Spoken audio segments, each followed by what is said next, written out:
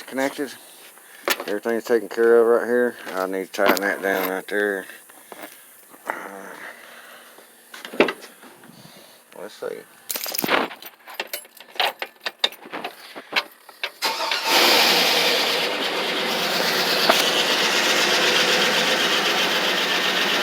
Awesome.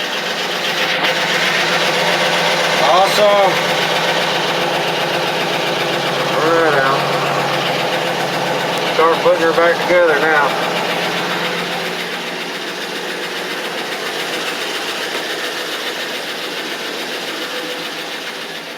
Awesome. Alright guys, there you go.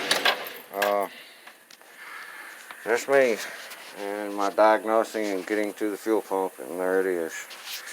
So I went from the ignition to the fuse panel on the outside, out through here, and then down to the back of the body and up to the pump. See, diagnosing.